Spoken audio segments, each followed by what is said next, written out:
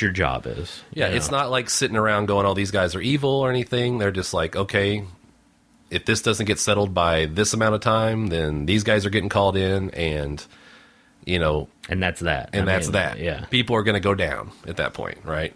So, you're right. That was kind of an ongoing theme. Everybody's just doing their job. Everybody's just doing what they think they need to do.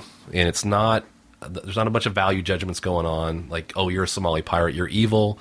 Oh, you're an American, you know, you ruined our country, blah, blah, blah. You know, there's not a lot of that kind of finger pointing or that kind of blame game type of stuff. It's just, these are just, and when I think the movie did a good job, these are real people in a real life situation, and how I think real people typically are going to deal with a real life situation. Right. You know, it wasn't Hollywoodified, where in Hollywood, let's face it, the pirates would have shot at least one hostage just to prove that they meant business, right?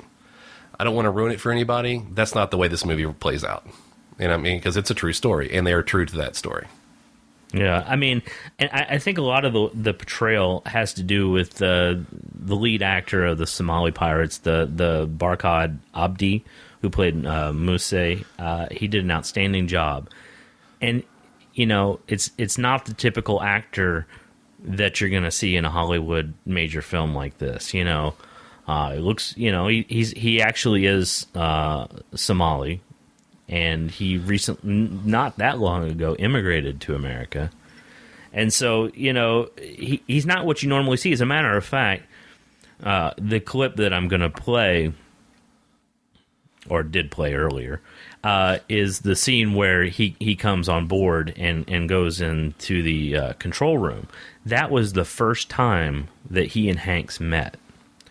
And Paul Greengrass wanted that kind of tension to be real, you know.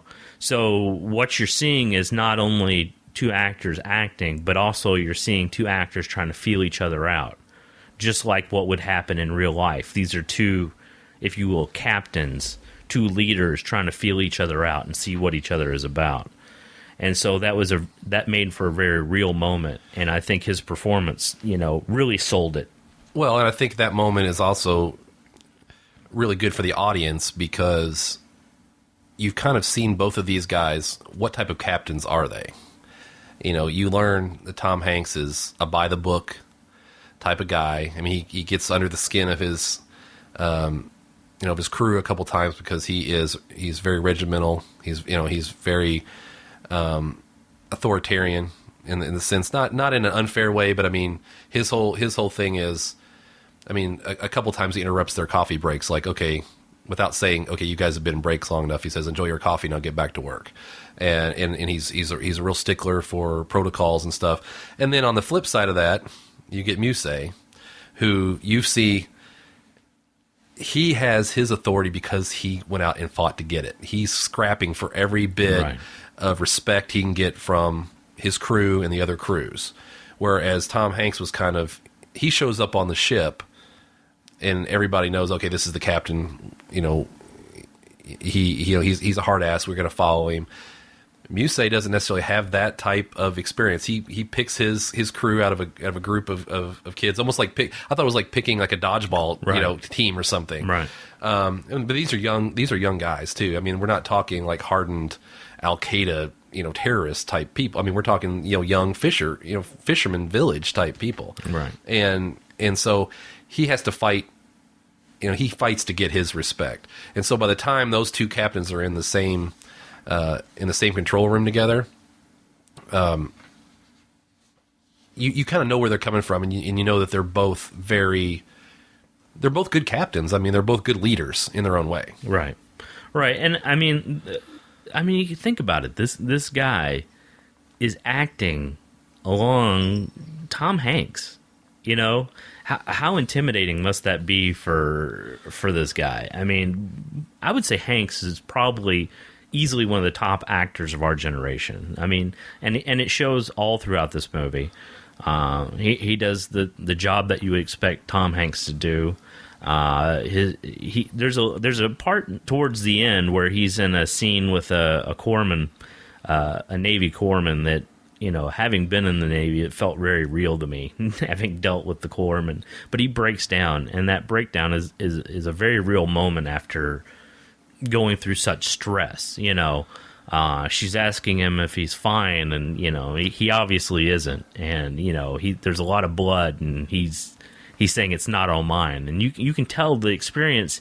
He in a way he's relieved what's happened, but he's also, you can tell throughout the whole thing, he didn't want it to play out. He knew how this was going to play out, and he tried to tell Muse and the other guys, because one of them is just a kid. He looks like he's maybe 16 years old, and he knows how this is going to play out. And so there's a little bit of grief and remorse in the fact that it has to play out like it does. Yeah, and I think, and I don't know how much, I mean, this was obviously based on a book written by the captain, right, Richard Phillips.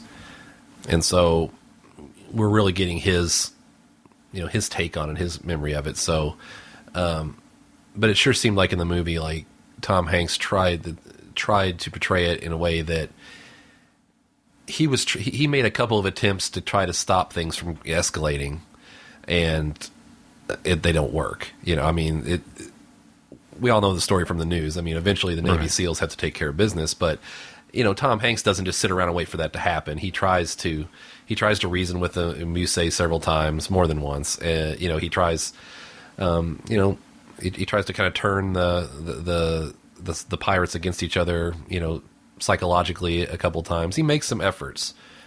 He's not an action star in this. He's not trying to take them out physically, right? But he's trying to diffuse the situation several times without it going to the ultimate end, which obviously isn't going to be good for the pirates. No. Overall, I thought this was a good movie.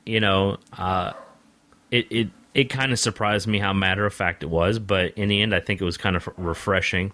I had heard some horror stories about some of the audiences that had seen the movie. I listened to another review that was on NPR, and they were quite disturbed with the fact that, at the end when the Somalis were taken out, that there was a lot of cheering in the crowd. I was glad we didn't have that. It wasn't that type of moment for me.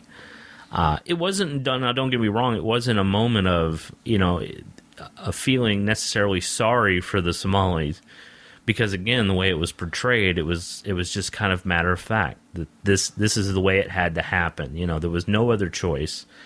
They had an American hostage. They couldn't let him reach, the Somali shores, and this is how it had to play out. And it wasn't a rah-rah cheering moment. It was just a sobering.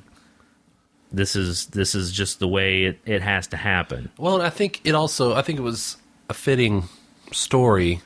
If you're going to do a true story based on something that was in the news, I mean, this was big news when it happened back in 2009.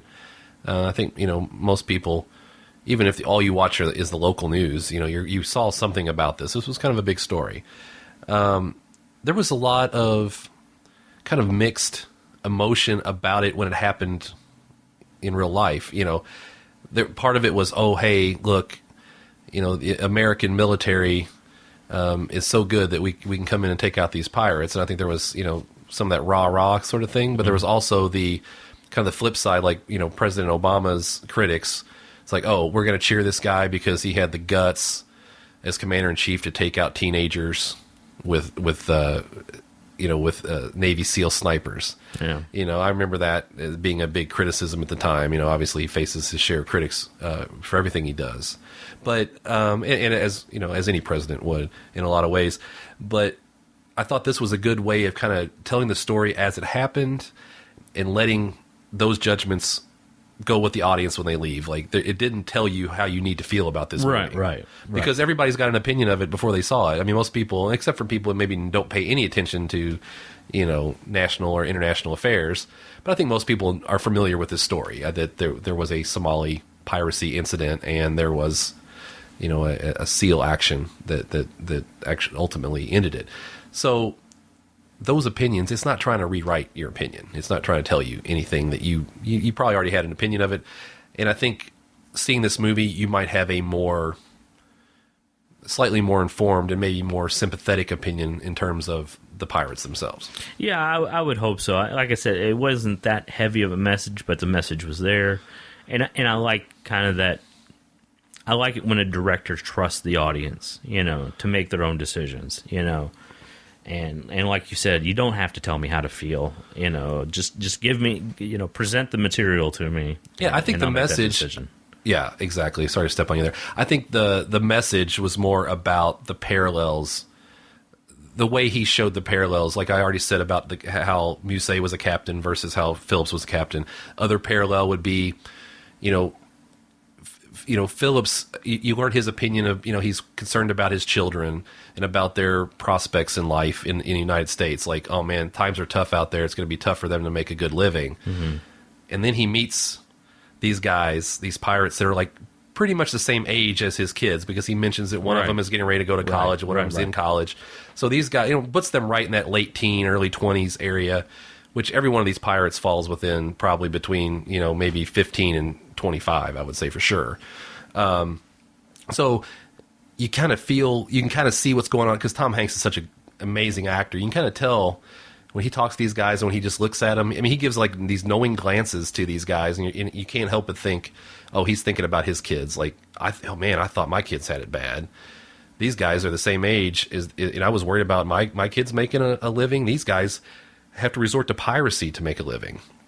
Against they don't have the opportunities. So I think those are the types of messages that came through in this. Not pro-patriotism, pro-military, or maybe anti-patriotism or anti-military. That's not what this is about. This is about those parallels between what goes on in a country like Somalia versus what goes on in the United States, and just the great divide that is there. Right. And further illustrated by the might of the American military, further illustrated by the might of the commercialism. I mean, that tanker is huge. And it's full of nothing but consumer goods and food aid. So there's, I don't think the podcast is long enough to go into all of the subtle symbolism that goes on with the tanker, but I think there's definitely something to be thought of there, that these Somalis live in these Spartan conditions, and then we've got this huge vessel that's carrying all this quote unquote aid, and they make a point of saying at one point that that aid doesn't get to us, So I mean, there's a lot of messages. Don't get us wrong. There are messages in this movie, but it's there for you to think about. And if you're like me, and I mean, I go to the movies to enjoy myself, to get away. I like to look at the art of the movie that's being made, but this movie made you think the whole time. I thought, and I thought in a very good way, like in a way that kept you compelled. Right, and the thing is, maybe one of the reasons. I mean, it was such a real portrayal that I'm someone who looks at these kind of things in reality. What is, when you look at the globalization, what does this mean? Why is this happening? And, so being such a real portrayal, it just kind of opens up those same type of thoughts. You have to have this kind of critical thinking about the world around you. And, that's lost on a lot of people. Anything from, like the recent government shutdown. I don't want to get all into politics and everything, but to me, you have to ask yourself, what is the motivation for people to be so against this? Are they for me, or are they for something else? And it just translates to that kind of critical thinking about the whole situation, where you would, from the outside, without critical thinking, you would view these pirates as just being bad guys. These are pirates. These are the bad guys. They're robbing us. But if you look in a critical fashion, then you see, okay, we don't have to like these guys, but we should at least understand where they're coming from and what their motivations are. And maybe there's, maybe the way to handle this isn't necessarily to wait for it to happen and then take these guys out. Maybe we need to be proactive and find out, get behind these warlords and see what's going on there, and if we can improve things, because these warlords are the ones that are cutting off that food aid you know. Right. Well, and you find out in the movie that, you know, the military knows every one of these guys. Right. They've got dossiers on these warlords. It's another thing where it's another aspect of these guys are just in way over their heads because